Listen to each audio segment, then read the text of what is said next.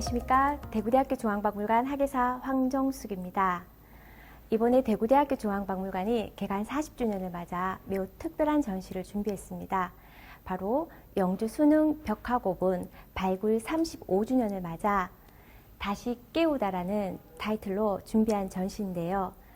특별히 준비한 전시인 만큼 오늘 귀한 분 모시고 관련 이야기 듣도록 하겠습니다. 네, 오늘 모실 분은 바로 영주 수능 벽화고분을 직접 발견하시고 당시 국립문화재연구소와 공동 발굴을 할 때 조사 단장을 맡으셨던 대구대학교 임영식 명예교수님이십니다. 자리에 모시겠습니다.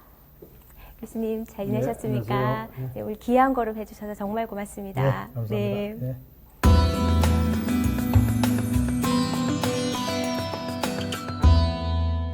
네, 오늘 깊이 있는 이야기 부탁드리고요. 먼저 우리 보시는 분들에게 간단한 인사 부탁드리겠습니다. 예, 제가 오랜만에 대구대를 찾아왔습니다. 본관 앞에 벽에 큼직하게 영주 수능 벽화고분 특별전을 하는 포스터가 붙어 있어서 아주 기분이 좋았습니다.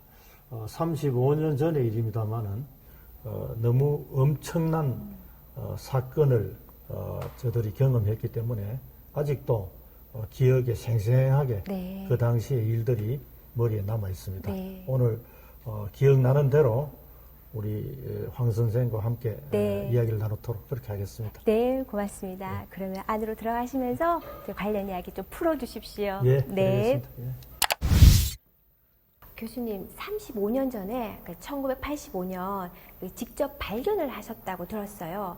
그 경위를 한번 듣고 싶습니다. 예. 제가 대구대 온 해가 네. 78년도에 왔습니다. 네. 제가 전공하는 분야가 한국 고대사를 전공을 했는데 저의 그 은사이신 정영호 네. 교수님이라는 분이 계십니다.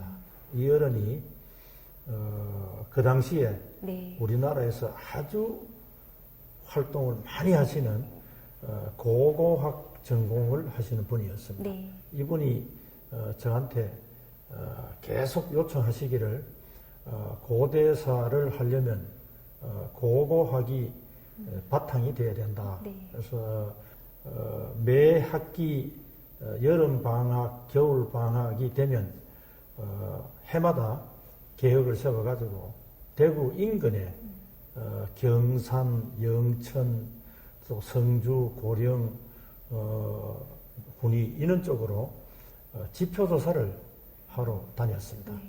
그래서 하는 중에 85년도에 제가 이제 차를 하나 장만을 했어요. 네. 해가지고 이제 올해부터는 좀 먼 곳에 한번 조사를 하러 가야 되겠다 해가지고 생각한 곳이 영주 수능 지방이었습니다. 네. 수능 지방을 택하게 된 가장 큰 이유는 이 수능 지방은 1971년도에 이화여대에서 조사를 해가지고 태장리 벽화고분이라는 게 밝혀졌습니다. 네.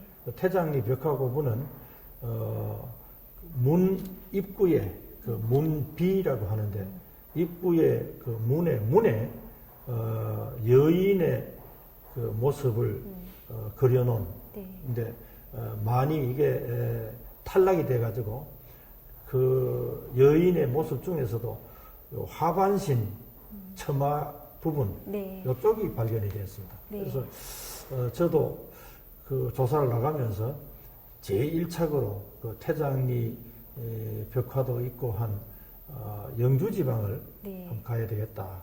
영주 지방 중에서도 수능 지방을 가야 되겠다 해서 수능 벽화고분을 발견하게 됐는데요. 처음에 태장리를 갔습니다. 태장리 벽화고분을 제가 책에서 읽고 갔는데 가보니까 현장은 그야말로 뭐 무덤 규모도 그리 크지도 않고 네. 또 그 다음에 풀이라든지 나무가 우거져 가지고 어디가 무덤인지 모를 정도로 방치되어 있었습니다. 그래서 그걸 가서 이제 자를 가지고 무덤의 크기를 이렇게 재고 있는데 어떤 노인분이 한 분이 저를 보고 여기보다는 요 옆에 가면 네. 옛날 무덤들이 굉장히 많은 산이 있는데 그쪽을 한번 가보시죠. 이렇게 저한테 얘기를 했습니다. 그래서 알겠다고. 그래서 이 태장리 조사를 끝내고 옆 산으로 갔습니다. 비봉산이라는 그렇게 높이는 높지 않습니다만 산이 있었습니다. 그 산에 사방에 고분이 쫙 흩어져 있는 그런 지역인데 그 입구에 들어가서 그 지역 주민인 박 씨라는 분을 만났어요. 네. 만나가지고 이분이 이제 어떻게 오셨느냐. 그래서 옛날 무덤을 한번 조사를 해보고자 한다.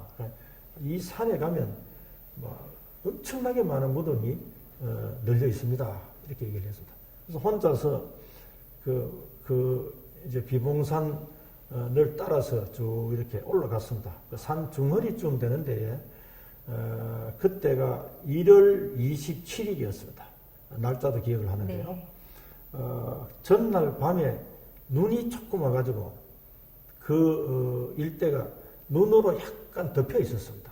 그래서 올라가는데 눈 왔는 위에 네. 흙이 이렇게 쭉 뿌려져 있는 것 같은 그런 걸 봤어요. 네. 이거 밤 사이에 누가 와서 도구를 했구나. 이런 생각이 들었습니다. 네. 그런데 가까이 가보니까 큰 무덤인데 네. 이 무덤이 산 능선에 있어가지고 그냥 봐가지고는 산인지 무덤인지 모를 정도로 이게 이제 판단하기 어려운 그런 상태로 있었습니다. 가까이 가니까 구멍이 사람 한 사람 들어갈 정도의 큰 구멍이 있었어요. 흔히 말하는 도굴 구멍이었습니다. 네. 그래서 순간적으로 느낌에 지난 밤에 도굴꾼이 와서 이 무덤을 파헤쳤구나 이런 생각이 들었어요. 그래서 호기심이 들어가지고 나도 한번 들어가보자 하는 생각이 들었습니다. 그래서 이제 겨울이니까 외투를 입고 갔는데 외투를 벗어놓고 네. 이제 뒤로 해가지고 무덤 구멍을 내려갔습니다. 네. 갔더니만 무덤 안은 횡혈식 석실문, 그러니까 굴식 돌방 무덤이라는 네. 그런 형태의 무덤이었습니다. 안에 이 기역자 같이 네. 이 무덤 구조가 되어 있는데 안에서 사람이 움직일 수 있을 정도로 천정도 적당한 높이가 되어 있고 또 안에 범위도 그렇게 되어 있었습니다. 네.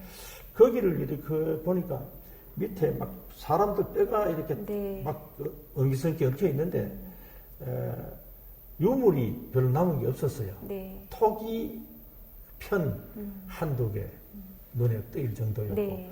근데 무심코 벽을 보니까 벽에 그 색을 칠한 그림이 있는 것을 알았습니다. 네. 네. 알고 이게 혹시 벽화가 있겠느냐 이런 생각이 들었어요.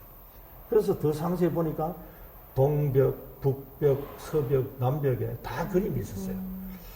이거 심상치 않다. 그래서 네. 이제 그 무덤을 이제 나왔습니다. 나와가지고는 일단은 저 혼자서 이걸 해결될 일이 아니기 때문에 무덤 입구에 대고 소나무 가지를 꺾어가지고 입구를 막아놓고 또 흙으로 적당히 이렇게 만들어 놓고 철수를 해가지고 영주 읍내로 왔습니다. 네. 와서 평소에 제가 늘 가까이에서 모시던 정영호 교수님한테 전화를 드렸습니다. 네.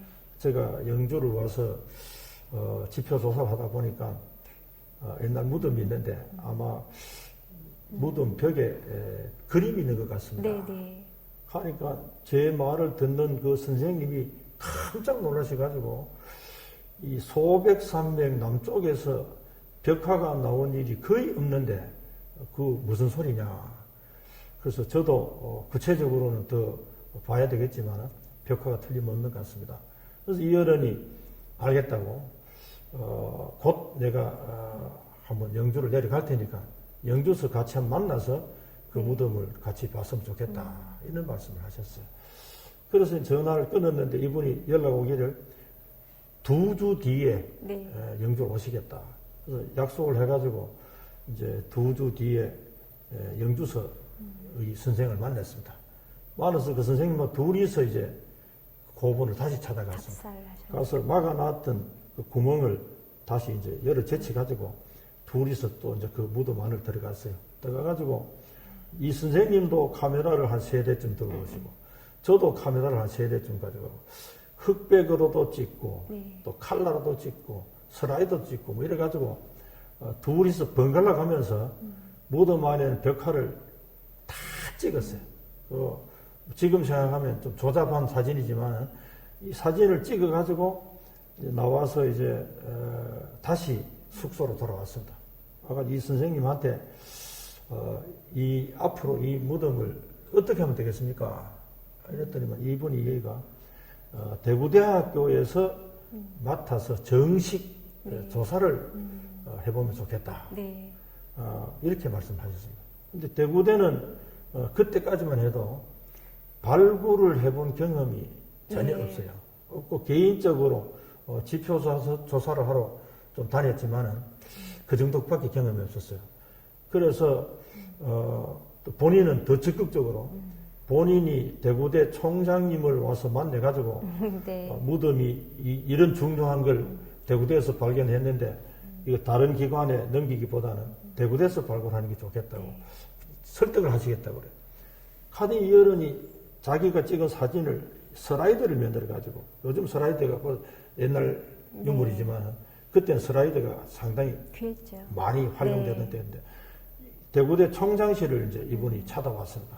그래서 저하고 총장님하고 또 그 교수님하고 앉아가 이분이 가져온 슬라이드를 하나씩 비추면서 이분이 그 이제 설명을 했어요. 네. 이렇게 하니까 우리 총장님이 그런데 이제 전공은 아니신데도 굉장히 관심이 많으세요. 네. 당시 이태원 그래서 총장님이시죠. 총장님 하시는 얘기가 대구대에서 발굴을 하면 얼마쯤 경비가 들겠습니까?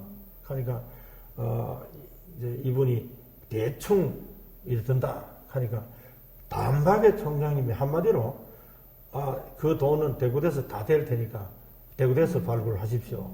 이래서 이제 순흥 고분 발굴이 시작된 겁니다. 네. 그래도 국립문화재연구소하고 결국은 공동 발굴 들어가게 그 얘기를 됐다는- 좀 하겠습니다. 네. 그래서 이제 대구대에서 발굴을 하는데 제일 힘든 게 이제 인력이 없잖아요. 네. 그래서 이제 전문 인력. 네.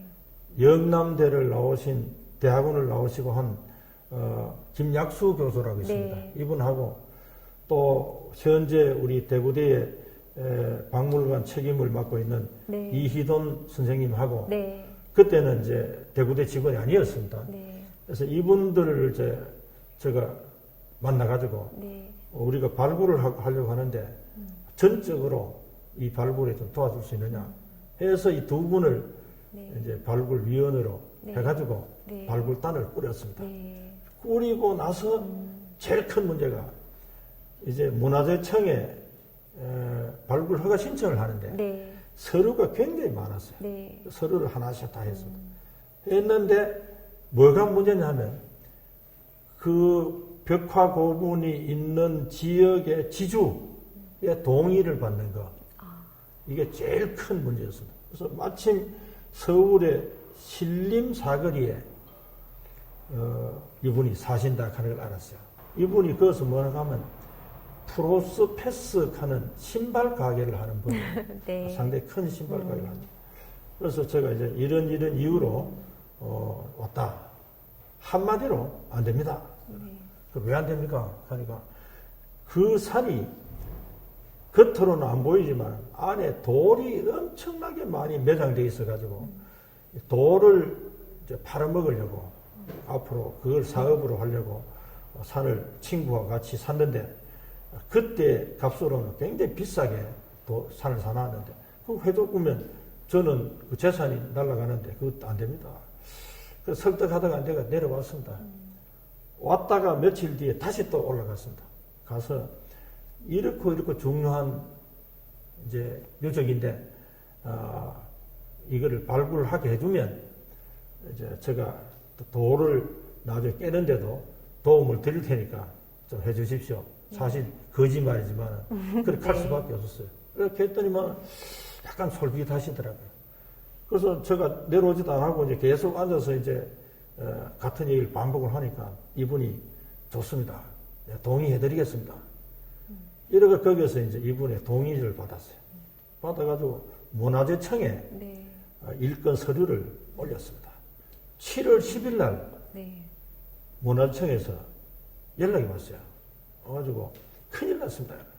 왜 그러냐 하니까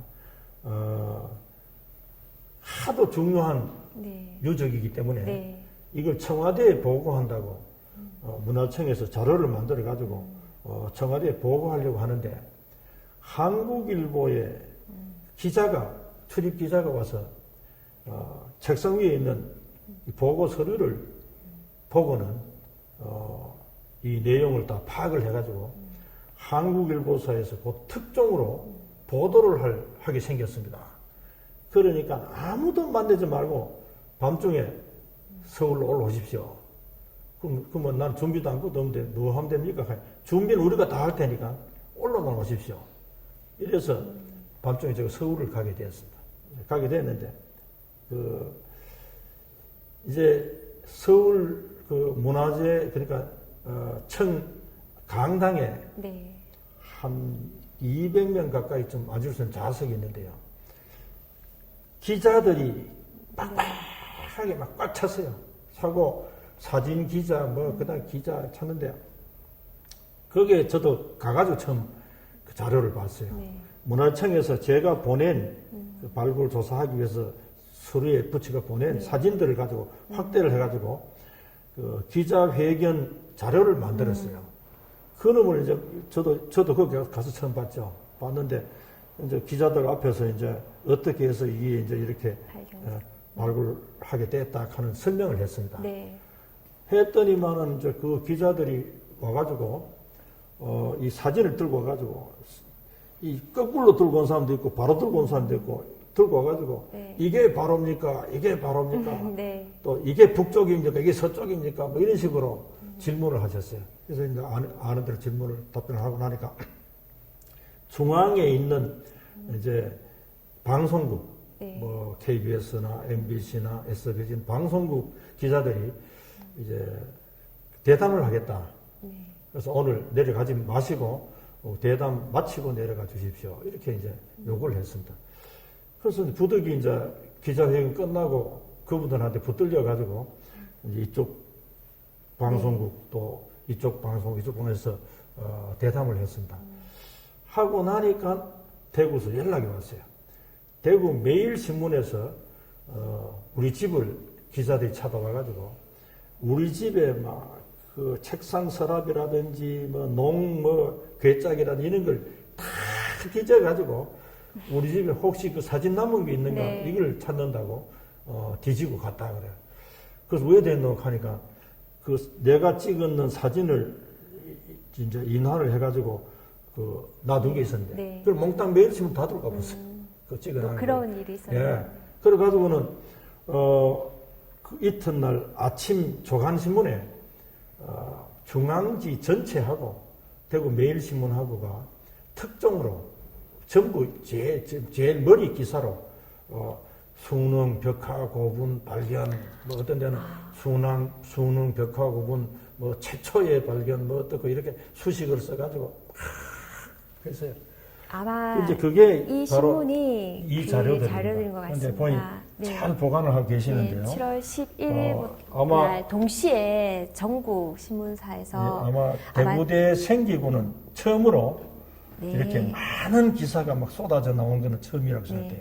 그리고 또 하나 재미있는 거는 영주 수능이 아니고 그때는 영풍군 수능면이었어요. 네. 그런데 이제 영풍군이라고 하니까 영주는 사람들이 아는데 영풍군을 잘 또 네. 모르는 사람들이 있어가지고 저 영풍을 찾는 사람이 현풍을 가서 사는 사람도 있고 기자들이 네. 그런 또 소동을 벌이기도 하고 이렇게 했습니다. 했는데 이제 해서 이 자료들을 이만큼 이제 발굴도 하기 전에 네. 이제 신문에 이게 대서특필로 막 난 거예요. 네.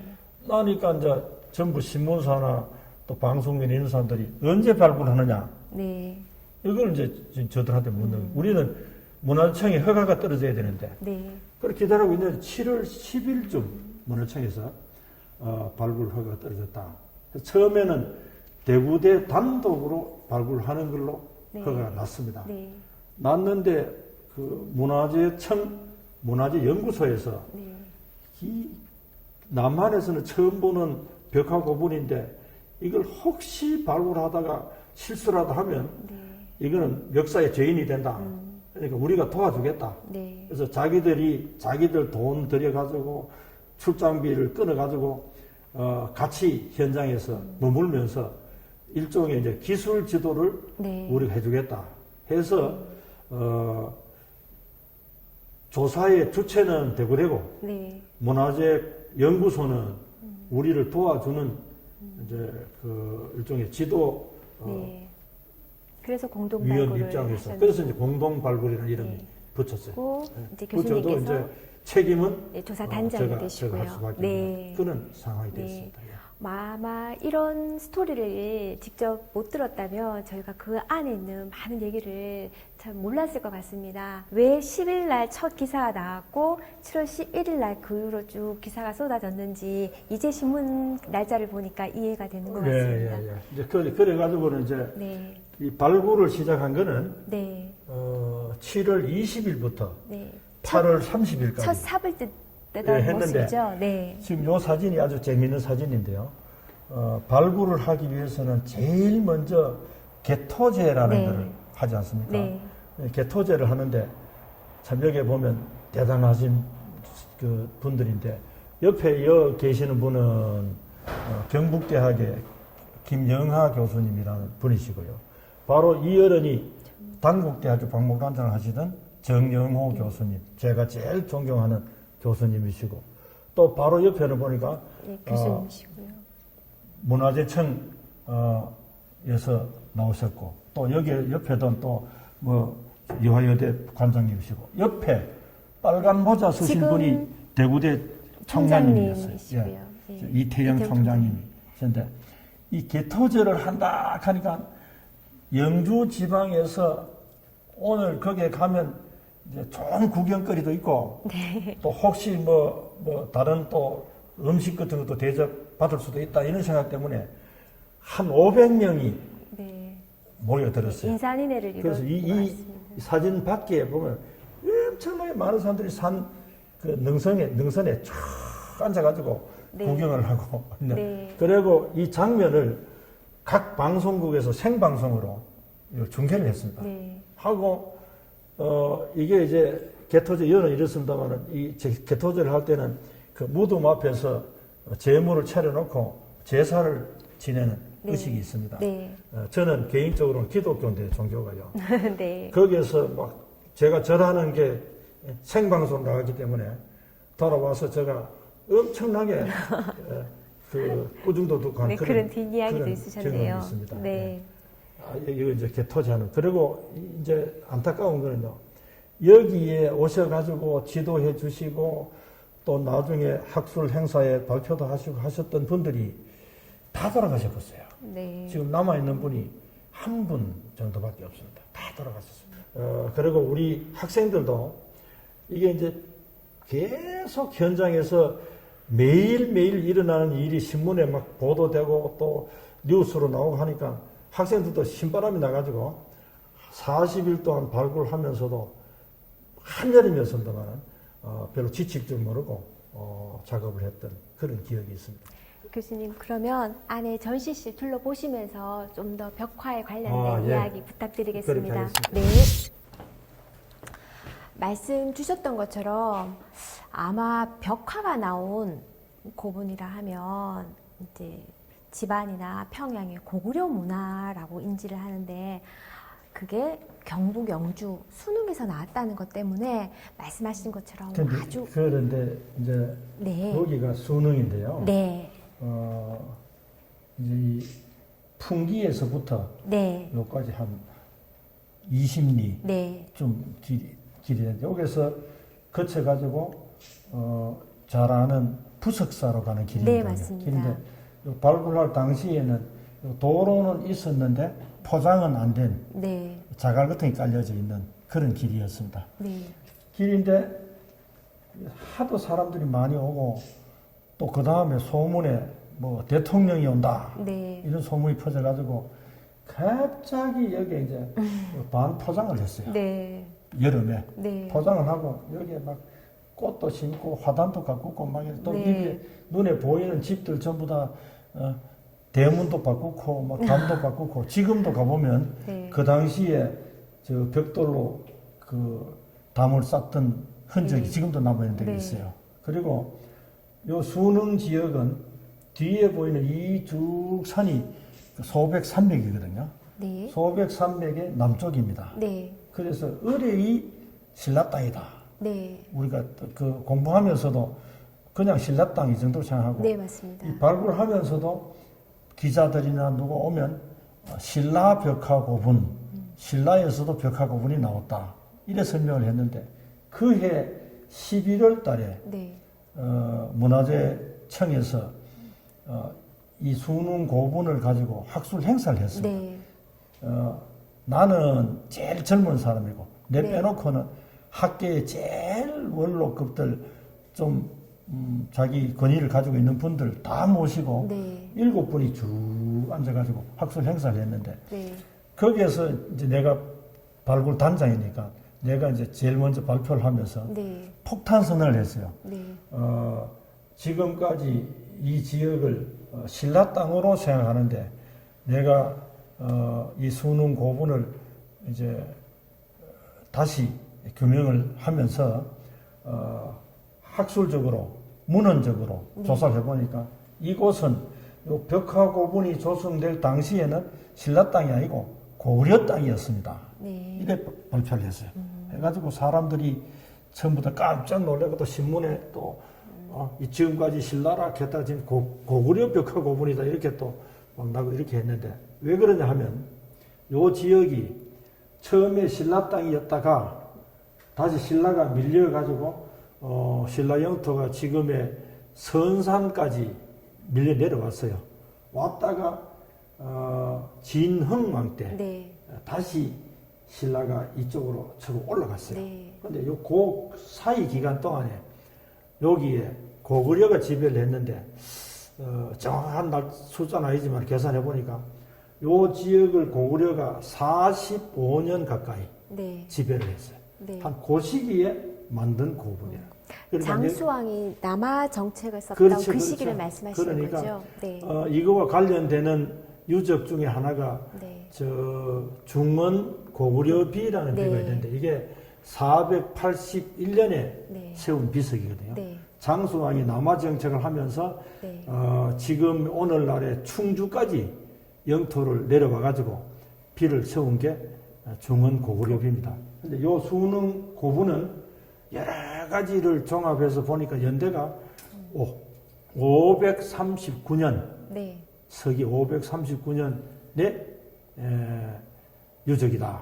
근데 539년은 요 지역이 고구려 땅이었어요. 네. 땅이었다가 551년도에 가서 다시 신라가 이 지역을 막 쳐올라가 가지고 진흥왕이 한강을 회복할 때 한강역까지 네. 올라가는 그때 그러니까 요 지역의 요 무덤의 주인공도 고구려 장수의 무덤이 아닌가 이렇게 네. 생각합니다. 고구려 장수의 무덤이 가능성이 있다. 네. 또 어떤 사람들은 여기 벽화의 특징을 가지고 벽화도 고구려풍이다. 네. 그래서 고구려 하면 뭐 담징의 고분 벽화 이런 얘기도 하는데 이 벽화를 그린 사람도 고구려 화가가 그렸을 것이다. 이렇게까지 얘기하는 분도 있어요. 대충 한 3,000기 이상 고분이 있다. 근데 그 고분들 중에서 벽화가 있는 고분이 평양 그것이 합쳐가지고 한 80기. 네. 여기 있는 게 한 70기 가까이는 벽화가 있다. 네. 저도 가가지고 벽화를 한 2군데, 3군데 안에 들어가 봤는데 굉장히 화려한 벽화들이 남아 있습니다. 네. 그리고 옆에 이거는 평양인데 이제 신라가 집안에 도읍을 했다가 평양으로 천도를 하는데 천도를 할 때가냐면 425년경이었어요. 천도를 해가지고 평양에도 벽화를 남겼는데 네. 이쪽 벽하고 이쪽 벽하고 차이점은 여기에는 사적인 네. 집도 있고 뭐 인물도 있고 산도 있고 들도 이렇게 돼 있는데 여기에 있는 벽화는 주로 사신도 네. 위주로 그려진 벽화가 평양에 많습니다. 네. 서벽인데 여기서부터 요 앞은 무덤 들어가는 길, 네, 넓게. 연도락 하는데 네. 널길 들어가는 길이고 여기서부터 이쪽은 서쪽 벽입니다. 네. 벽인데 서쪽 벽하고 그 무덤길하고 그 마주치는 이 지역에 큼직한 이런 사람의 네. 형상이 그려져 있어요. 있는데 재미있게 자세히 보면 여기 뱀 머리가 보입니다. 네. 또 뱀이 희한하게 뿌리 두 개가 달렸어요. 네. 귀가 달린 것 같기도 하고요. 뭐 기락하기도 네. 하고 뿌리락하기도 하는데 달리고 이 뱀이 이렇게 해서 이분의 이 손을 잡고 있습니다. 네. 잡고 다시 뱀이 휙 감아가지고 꼬리 쪽을 이쪽 손으로 잡고 네. 이래 가지고 있는 그런 모습인데 자세히 보면 위에 검은 저 부분은 머리입니다. 네. 그 밑에 저거는 사람의 얼굴입니다. 네. 그리고 입은 크게 벌리고 이빨이 숭숭숭숭하게 보이는 그런 모습이에요. 그리고 요 머리 끝에 보면 귀 밑에 귀걸이 같은 네. 장식이 하나 저 매달려 있는 장식이 보입니다. 저 바닥에. 그리고 옷은 안 입었어요.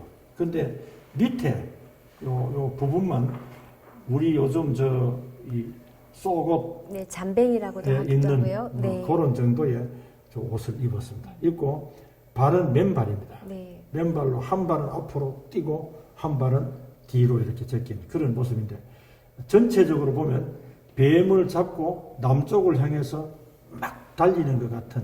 근데 이 형상의 임무는 뭐냐 하면 무덤을 지키는 수호신 네. 그런 역할을 하시는 분입니다. 그리고 여기에 이제 재밌는데 하도 이 벽면이 원래 회벽인데 회벽 안에 있는 황토가 밖으로 이렇게 번져 나와가지고 지금 뒤섞여가지고 그림이 선명하지 못한데 밑에서부터 쫙 위에까지 수양 버드나무가 하나 네. 있어요. 이런데 발굴을 할 당시에는 미술 사학 하시는 분들이 와가지고 우리나라에서 최초로 그려진 버드나무. 버드나무다. 네. 그래서 여 밑에서부터 저런 큰 버드나무가 세워져 있고, 그다음 버드나무 앞에 자세히 보면 그 기와집 같은 집이 하나 있어요. 네. 기와집 집이 있고, 그 기와집 앞에 이제 그 마당 같은 게 있고, 그 다음에 이제 담이 이렇게 둘러져 있는 그런 모습입니다. 모습이고, 요 기와집 보이네요. 기와집. 그러니까 요게는 이 무덤의 주인공을 그려놓은 공간이다. 네. 그렇게 이야기를 합니다. 네. 이 무덤길, 네. 네, 이쪽 편에는 이 형상, 네. 무덤길 이쪽 편에는 이 형상이 네. 있는데, 이 형상은 저 밑부분이 회벽이 떨어져 나가버려가지고, 네. 그 몸체 부분만 보이는데, 손을 확 힘을 주고 있는 이빨을 이렇게 벌리고 있는 네. 역사상 그런 모습. 이분도 무덤을 지키는 그런 역할을 하는 분이다 이렇게 알려져 있습니다. 안 그래도 이 역사들의 표정이 굉장히 괴기하고 매부리 코에 뭐 곱슬머리라든지 그 괴기한 모습들을 가지고 서역과의 교류를 또 그래 얘기하기도 하는 보는 것 같습니다. 분들도 있어요. 네. 그리고 요게 이제 동벽인데요. 동벽인데요. 네. 동벽에 요게 돌 보이는 요쪽은 도굴 구멍이 있던 자리입니다. 저 구멍으로 네. 또 구멍이 있고 네. 도굴 구멍 위에 보면 새가 입을 벌리고 있는 부리를 이렇게 벌리고 있는 모습을 보이는데 네. 밑에 이게 떨어져 나갔습니다. 날개를 쫙 펴가 있는 삼족오라고 해가지고 저승에 사는 새 그런 새인데 저 새가 한 마리 큰 새가 한 마리 그려져 있습니다. 있고 새 앞에 있는 저 붉은색 저거는 산이라고 생각됩니다. 네. 그래서 새가 산 위에서 날개를 펴가지고 팍 이렇게 있는 그러니까 무덤 주인공의 그 위험이라 할까 이걸 네. 엿보게 하는 그런 특히 동쪽 벽 상 꼭대기에 저 새가 있어서 그 위치적인 그렇습니다. 때문에 네, 그렇습니다. 그 더 다음에 부각되는 것 여기도 같습니다. 보고 넘어갑시다. 네. 요거는 우리가 발굴했는 무덤 안에서는 사람 뼈만 네, 나오고 다른 유물이 안 나왔는데 이 토기 편만 몇 개가 나왔는데 그 인근의 무덤들을 발굴해가지고 나온 유물들이에요. 네, 여기 보면 금동 귀걸이도 보이고 뭐 귀걸이도 태환 이식이라 네. 해가지고 저 굵은 태 귀걸이도 보이고 장식도 보이고 뭐 저런 토기도 보이는데 우리가 말하는 시대가 6세기인데 그 시대하고 상당히 맞아떨어지는 네. 그런 아마 독을 들이지 않고 고스란히 남겨져 있었다면 충분히 이 주인공들이 예. 이런 착신 충분히 나올 수 있는. 장신구라든지 예, 유물이 있었을 거라고 생각됩니다. 네. 교수님 그러면 저 산과 이어지는 게 이 북벽의 산자락으로 그렇습니다. 쭉 요게 이어지는데요. 북쪽 벽인데요. 네, 요거 잘 보면 이쪽에 보면 산이 있어 산. 네, 산이 높은 산이 있고 낮은 산이 있고 또 낮은 산이 있고 낮은데 요거는 원근법을 이용해 가지고 이제 앞에 보이는 산은 높게 그리고 뒤로 갈수록 좀 낮게 그리고 네. 그런 법을 쓴 것으로 생각하고요. 그 다음에 저쪽에 보면 구름 같은 게 쭉 네. 있고 그 밑에 보면 검은 목선으로 된 새가 보입니다. 네. 새가 원래는 세 마리, 한 마리, 두 마리, 세 마리. 이 새는 서쪽을 보고 날아가는. 그러니까 서방 정토, 서방 세계를 날아가는 그런 모습이고요. 그 위에 보면 꽃이 한 송이 그 있네요. 연꽃 네. 같은 그것도 꽃송이, 네, 연꽃 송이 같은 게 저 하늘에 떠가지고 있습니다. 그런 게 보이고. 저게 이제 이 북벽의 모서리, 서쪽 모서리인데, 모서리에 보면 연꽃이 쫙 그려져 있는데, 보통 우리가 생각하는 정면 연꽃이 아니고, 굉장히 사실적인, 연밥이 드러나 있고, 네, 또 그 밑에 연꽃 잎이 밑으로 이렇게 쳐져 있고, 그런 모양의 연꽃을 일단을 그려놨어요. 그 위에 보면 큰 구름이 연꽃 위에 있는. 네. 그래서 이 무덤의 특징을 이야기할 때 도교적인 성격을 띠었다 이렇게 말하기도 하고 또 불교적인 성격을 띠었다 이렇게도 말합니다. 하는데 539년이라고 한다면 그 시기하고도 고구려의 불교 전례나 또 도교 전례하고도 연결시켜 볼 수 있는 그런 네, 많은 벽 부분이 훼손되어서 전체를 알 수는 없지만 말씀하신 산이나 새나 그리고 하늘꽃 같이 이런 것들이 이 자체가 천상을 보여주고 있는 것 같습니다. 그렇습니다. 네. 그 교수님. 다음에요. 네. 이게 참 중요한데 여기 하얀 부분, 여기에 무덤 들어가는 네. 입구, 그 연도 입구입니다. 네. 입구 여기에는 이제 돌로 가지고 문을 이렇게 막아놨었어요. 네, 그런데 딱 들어가면 사람이 숙여가지고 네, 안을 들어갈 수 있는 그렇게 되어 있는데 위에 보면 저 밑에서부터 아까 저쪽에서 봤었지만 큰 건장한 남자가 깃발을 옆에 쭉 창 같은 깃발을 들고 있는 네, 그런 모습인데 깃발 옆에 보면 고리가 있고 고리 옆에 물고기 두 마리를 같이 겹쳐서 그려놓은 그런 형상입니다. 이게 일본에서는 그 남자아이가 태어나면 네, 대문 앞에 대고 저런 깃발을 세운다 그래요. 그런데 우리나라에서는 아이들이 태어나면 뭐 숯도 꽂고 뭐 네. 고추도 꽂고 이렇게 하는데 일본에서는 저런 깃발을 세운다 그러는데 요즘도 일본 관광객이 우리나라에 올 때 앞에 관광 안내원이 깃봉을 들고 이제 안내를 하는데 고기 두 마리가 걸린 저런 천에 대고 저 깃발을 만들어 가지고 들고 다니는 그러니까 고이노보리라 하는 저 그림이 우리나라에서 일본으로 건너간 네, 그러니까 그렇게 또 비슷하다고 말씀하시는 걸 들었습니다. 예, 네. 일본으로 건너간 것이다. 그리고 옆에 보면 글씨가 있는데요. 9자 정도 되는데 네. 읽을 수 있는 글씨가 저기 있는 제일 꼭대기는 기미중, 기미년의 네. 중 하는 건 해라는 뜻이거든요. 기미년의 묘상인명 이렇게 되는데 기미년 하는 저거는 굉장히 중요한 네. 이 무덤의 연대를 그러니까 539년이나 599년이나 이렇게 이제 연대를 말하는데 요 묵서라는 저 글씨가 네. 아주 굉장히 중요한 표준이 돼요. 그래서 이 고분은 539년 고분이다. 이걸 알게 되는. 그리고 요 밑에는 사람의 형상이 떨어져 나가고 일부만 요 손, 요 팔하고 요쪽도 팔하고 가슴 부분 요것만 일부 남아요. 역시 반나의 모습인 것 같습니다. 그렇습니다. 그런 네. 그림이 있습니다. 그리고 요게 이제 이 남벽인데 남벽에는 보면 좀 무슨 또 고사리 같은 풀, 그 외에도 풀 네. 이런 게 그려진. 이쪽도 무슨 무슨 뭡니까 벌집 비슷한 뭐 그런 모습 저런 것들을 그려놓은 여기 남쪽 벽에 도굴되지 않고 훼손되지 않았다면 정말 많은 문양이 그래, 정면에 여기에는 그려져 있었을 것 같습니다. 제일 이 무덤 안에서 그림이 제일 빈약한 데가 이 남벽입니다. 네. 남벽인데 전체적으로 하면 무덤 안에서 그림이 12폭이 나왔다. 그렇게 얘기를 학계에서는 네. 나왔다고 했는데 그 다음에 이제 그림이 또 하나 더 보여줄 그림이 있어요. 아주 유명한 네네. 그림인데 시상대에 있는 여기 그림을 보시면 먼저 보셔야 될 것 같습니다.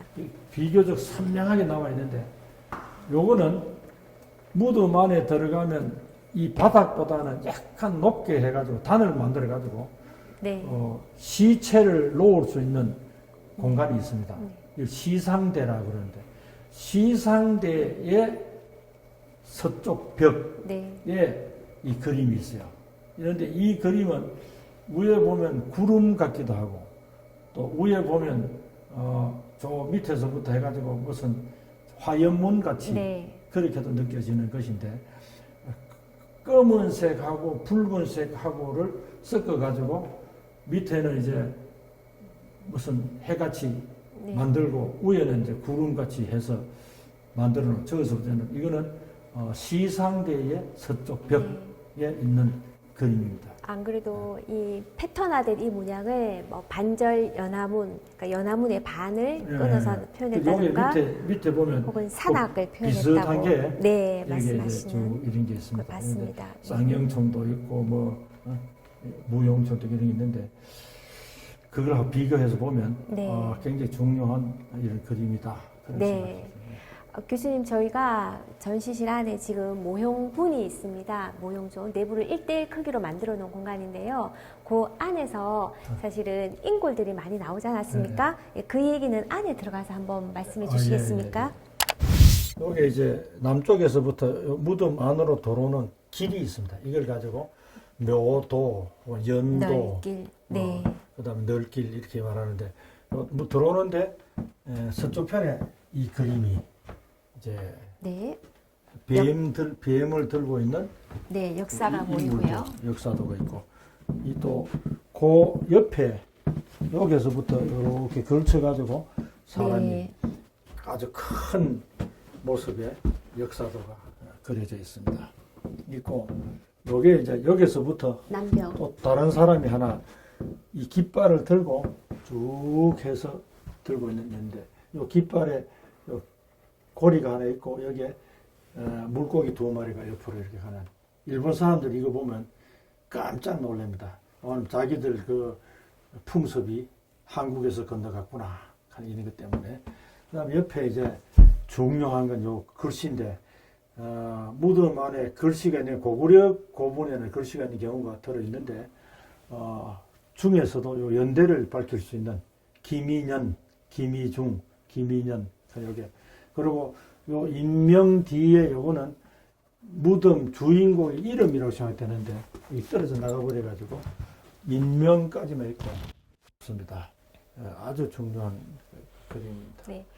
교수님, 저희가 지금 모형분을 만들면서 이제 시상대 위에 원래 인골이 흩어져 있었지만 남자 한 구, 여자 2인의 인골이 있었다고 네, 해서 그 이렇게 표현을 이걸 해주고요. 이제 네. 뼈를 전부 모아가지고 서울대의 최몽룡 교수라고 우리나라 뼈를 전공하신 하버드에서 학위를 받아오신 분이 있는데 이분이 이제 하루 종일 앉아가지고 분류를 했어요. 네. 해보니까 남자 주인공은 네. 나이가 한 40, 한 네. 4, 5세. 여자 주인공은 한 분이 17세 한- 정도, 한뭐 네. 17, 18. 네. 한 분은 21살에서 그 정도, 25살 그 정도로 예, 정도. 나왔다고 들었습니다. 그래가지고 남자하고 여자하고 나이 차이 이렇게 나느냐. 그래서 우리가 이제 발굴하면서 농담으로 혹시 세컨드가 아닌가 뭐 이런 얘기 저기 했는데 네. 실제로는 여자가 한 20년 먼저 죽고 네. 그 여자가 죽었을 때 이 무덤을 네. 만들고 그 다음에 남자가 죽었을 때 무덤을 만드는데 지금 여기 요쪽 모서리 여기에 나머지 뼈들 네. 9명 바닥 쪽에 하면 네. 9에서 3명을 빼면 6명이 여기 막 한테 이렇게 네. 있었는데 그래서 왜 9명이 뭐 8명이 하냐 하면 뼈를 얘기할 때는 골반이 남아있으면 한 명을 쳐요. 네. 그러니까 딱 불려냈는데 이 골반 한 개, 골반 이래저래 네. 9개 된다. 또 하나 재미있는 거는 그 뼈를 그 조사로 온 교수님이 날 보고 얘 빨리 한번 보라고 사랑니가 날락하다가 말았다 하는 그런 네. 이빨이 이제 이빨이 하나 올라가다 말 그래서 이 사랑니가 날락하다가 말았는데 나이 한 15, 6쯤 안 되겠는데 그 이 사람들은 주인공이 죽을 때 네. 따라 죽는 거예요, 전부 다. 네. 이걸 가지고 순장이라 순장. 네. 이 벽화 고분에서 순장이 나왔다. 네. 고맙습니다. 이런 무덤 구조. 그러니까 널식 이 무덤 구조. 돌방 무덤. 네. 이게 이제 돌방 무덤. 이런 무덤이 약점이 뭐냐면 도굴하기에 굉장히 좋은 구조예요. 맞습니다. 왜냐하면 다른 무덤 이제 수혈식이라 해가지고 이런 무덤은 무덤이 오래되면 무덤에 다시 막 흙이 쌓이고 돌이 쌓이고 뭐 이래가지고 유물 같은 것도 도굴꾼이 들어와도 한쪽만 훔쳐가고 나머지는 남아 있는데 이 무덤은 요 입구만 어디라 한 걸 알면 안에 들어와서 막 놓고 돌아다녀도 될 정도로 공간이 있기 때문에 네. 여기에 무덤은 도굴이 굉장히 쉬운 네. 그런 면이 있습니다. 네, 안타까운 것 같습니다. 지금 동벽에 지금 도굴구멍을 제가 표현을 해놨는데 저 도굴구멍으로 인해서 도굴이 됐기 때문에 벽화 방락도 그만큼 또 신속하게 또 일어났고 그렇죠. 예, 저희가 이게 전시실 안에 체험할 수 있는 공간을 몇 군데 만들었는데 여기 포토존으로 구성을 했습니다. 서벽에 있는 널길의 역사가 달려나갈 때 튀어나와 있고 여기는 또 네, 동쪽에서 서쪽 보고 있는 네 맞습니다. 역사상. 예. 요거는 그 모서리에 있는 네, 연꽃 연꽃 모양입니다. 모양. 예, 사실은 위에 보이는 새 세 마리. 이 새도 또 서쪽 보고 가고 있거든요. 네, 그래서 맞습니다. 이제 무슨 그 서방정토, 저승세계 뭐 이런 네, 좀 그림도 보여요. 저희가 그 동벽에 있는 이 역사는 사실 반나 아래 하반신이 저희가 그렇죠. 예, 방락에 대해서 없던 상황이었고 이 손에 있는 지물도 흔적이 없었는데 이번에 약수리 벽화 보고, 부분 가지고 네. 예, 요거는 약간 재현을 상상도로 재현을 했고요. 그래도 이렇게 약간 일러같이 연출을 해냄으로써 학생들한테 조금 더 친근하게 다가가기 위해서 만들었습니다. 좋네. 네. 교수님 오늘 이제 긴 얘기 들려주셨는데요. 정말 얘기를 듣고 보니까 영주 수능 벽화 고분이 중요한 유적이라는 생각이 다시금 듭니다. 그렇습니다. 그리고 그 수능이라는 지역 자체가 네, 그 역사적으로 굉장히 중요한 지역이거든요. 네, 조선시대 최초의 서원인 소수서원도 네, 있고, 그 다음에 또 금성대군이 그 수능으로 유배를 와가지고 단종 복위 운동을 주도하다가 처참하게 돌아가신 네, 그런 또 흔적도 있고, 그 다음에 또 거기서 가까운 인근한데 부석사라는 절도 있는데 그렇죠. 이 부석사라는 절은 또 재미있게도 의상대사가 그 절을 창건을 했는데 네. 의상대사가 왜 그 자리에 신라 불교의 제일 어떤 종차를 그 소백산맥 안에 대고 세웠느냐, 이거는 고구려를 의식해가지고 장차 고구려를 신라가 정복을 해야 되는데 그런 의지를 담아가지고 절을 세웠다는 그런 생각을 가지고 있습니다. 그리고 그 부석사에 가면 무량수전이라는 네. 유명한 그렇죠. 그 우리나라 제일 오래된 건물이 있는데 네. 무량수전만 사람들이 가서 막 구경하고 무량수전 앞에 한쪽 네. 모서리가 날아가는 3층 탑이 하나 있어요. 아, 네. 그 탑에 대해서는 사람들이 별 관심이 없어요. 실제로는 그 3층 탑이 뭐냐면 신라가 삼국 통일한 기념탑이에요. 네. 그 3층 탑이 네. 굉장히 중요한. 그런데 가보면 뭐 탑도 그렇게 웅장한 것 같지도 안 하고 또 뭐 별로 의미도 뭐 없는 것 같고 이렇게 받아들이는데 설명을 듣고 보면 굉장히 중요한 지역이 네. 영주 순흥 이 지역이다. 네, 맞습니다. 요즘은 사람들이 순흥하면 뭐 인삼, 뭐 풍기, 또 그다음에 인견 뭐 이런 것만 관심이 있는데 순흥은 역사 특히 역사 유적으로도 순흥은 손색이 없는 그런 도시다. 네. 그렇게 생각해요. 영주, 특히 순흥이 네. 말씀하신 것처럼 정말 역사적으로 깊이가 있고 또 다양한 문화의 요소가 갖추고 있는 곳인 것 같습니다.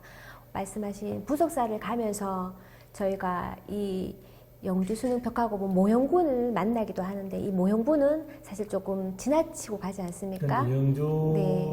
그 이제 시나 네. 또는 영주 사람들이 영주 가면 최초의 서원이 있던 곳이다 해가지고 네. 영주는 유교 문화의 고장이다 해가지고 네. 그 소소서원 옆에 한옥 마을도 만들고 뭐 이런 걸 네, 네. 하고 있는데 유교 문화만 있는 건 아니거든요. 영주는 불교 문화도 있고 네. 또 거기에 더 중요한 거는 영주에까지 신라 문화가 네, 뻗쳤다는 고구려 거. 문화가 남아있다는 거. 굉장히 중요한 네. 것까지 있죠. 네. 그래서 아마도 이 유적의 중요성보다는 일반인들한테는 그래도 좀 미약하게 알려져 있다는 점이 아마 직접 발굴 조사하신 당사자로서 더 안타까움이 있을 것 같습니다. 그런데 이제 네. 35년 가면 네. 보통 사람의 한 세대를 30년으로 잡잖아요. 네. 벌써 너무 세월이 너무 많이 흘러버렸어요. 네. 그래가지고 영주 사람들 중에서는 순흥 고분을 머릿속에 가지고 있는 사람도 있고 이미 내리에서 떠난 사람도 있고 이런데 특히 이 역사 유적은 반복해서 접할 수 있는 기회를 만들어 줘야지만 네. 또 이 유적도 오래 생명을 유지하는데 영주시에서 좀 더 적극적으로 네. 관심을 가져주면 좋겠다 그런 생각을 가지고 있습니다. 네. 특별히 이번에 대구대학교 중앙박물관에서 개관 40주년으로 준비한 이 전시가 그 영주 수능 벽화고분 35년 만에 다시 깨운 이 전시가 그런 맥락을 이어가는데 조금 큰 역할을 했으면 하는 그렇죠. 바람이 있습니다. 아마 네. 내 생각에도 이게 이제 몰라서 대구대에서 뭘 하는지 모르는 사람도 있겠지만은 한 번쯤은 다녀갈 수 있으면 참 좋겠고 네. 특히 영주 분들이 네. 한번 거리가 멀지만은 와서 한번 관람을 하고 갔으면 좋겠다 그런 생각을 가지고 있습니다. 네, 저도 그런 희망을 더 그리고 가지게 됩니다. 우리나라의 네. 미술사나 이쪽을 공부하는 분들도 네. 한번 오셔가지고 네. 한번 옛날에 우리가 가지고 있는 이 생생한 자료들을 네. 한번 섭렵해 보는 것도 굉장히 좋은 네. 것입니다. 오늘 긴 시간 나와주셔서 또 귀한 말씀 해주셔서 정말 고맙습니다. 예, 수고 많이 했어요. 항상 건강하십시오. 네, 고맙습니다.